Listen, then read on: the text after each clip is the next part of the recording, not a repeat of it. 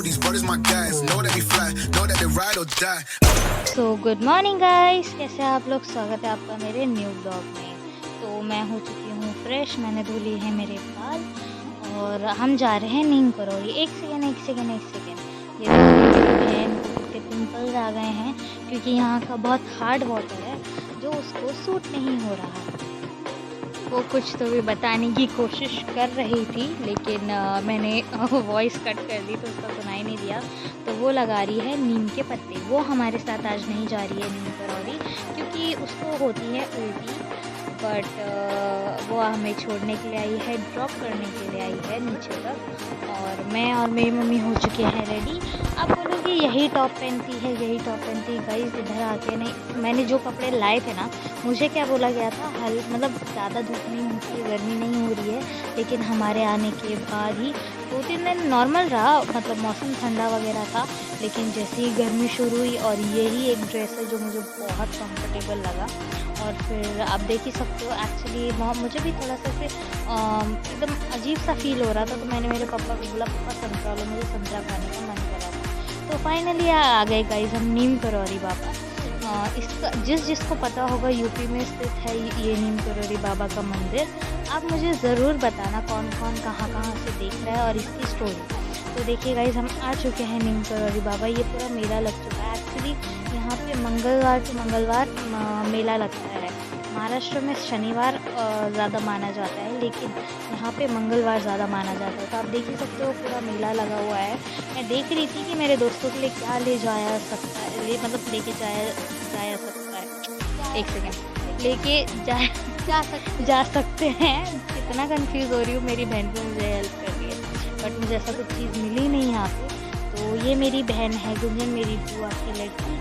और आ गए हैं हम नीम करौली बाबा के मंदिर। काफ़ी डेवलप हो गया है मंदिर क्योंकि हम 3-4 बार आ चुके हैं, मतलब इससे पहले भी 2 बार आ चुके। तो इतना डेवलप नहीं था मंदिर लेकिन अब कुछ ज़्यादा ही डेवलप हो गया है। शेड वगैरह मार दिए हैं इन्होंने।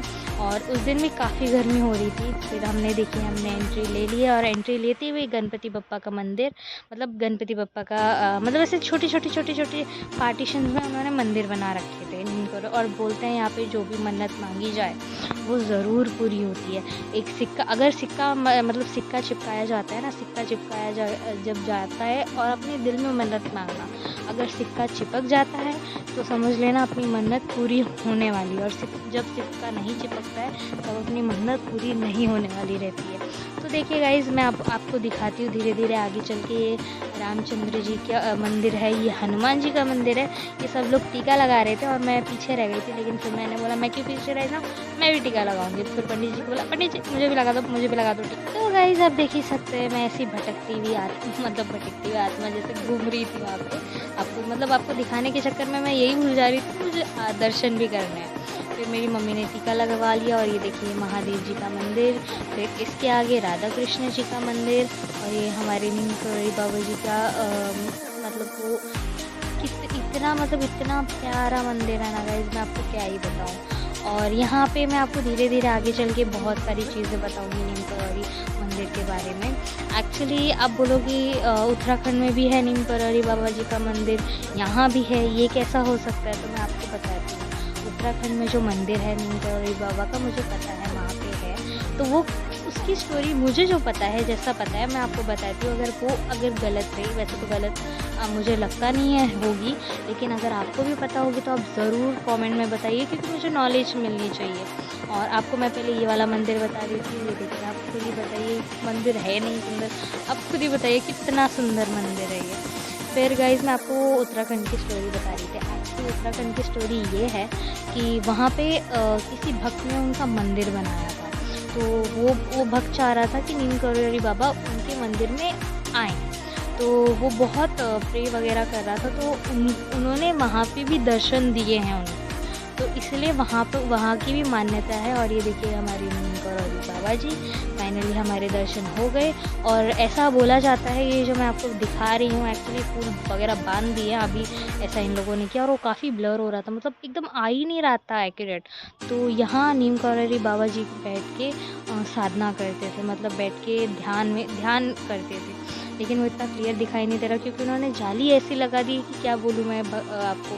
तो फिर भी मैं आपको दिखाने की कोशिश कर रही थी, वो यहाँ बैठ के साधना करते थे, मतलब एकदम पीसफुल जगह पे वो एक बोलते नहीं है पॉजिटिव, इतनी पॉजिटिव वाइब ना गाइस मैं आपको बता नहीं सकती। फिर देखिए गाइस ये आए सब लोग चिपकाने के लिए सिक्का। अब मैं यहाँ चिपका रही थी तो कोई बोला अरे यहाँ नहीं चिपकाते, यहाँ नहीं चिपकाते, फिर भी मेरा ट्राई करना चालू ही था, चिपकाना चालू ही था। तो ये कोई आंटी भी चिपका रही थी, बट मैं गलत जगह चिपका रही थी गाइस। लेकिन अब देखते हैं यहाँ मतलब मेरे को वो जो भैया वहाँ पे मतलब ध्यान दे रहे थे ना, एक्चुअली जो सिक्के की जो नहीं चिपकते तो हम वहाँ पे डाल देते हैं, तो यहाँ पे वो सिक्का नहीं चिपका। तो फिर वो भैया मुझे बोले अरे ये दीदी यहाँ पे सिक्का नहीं चिपकाते हैं, वो आगे सिक्का चिपकाते हैं। तो मैं आपको बताती हूँ चिपकाना है।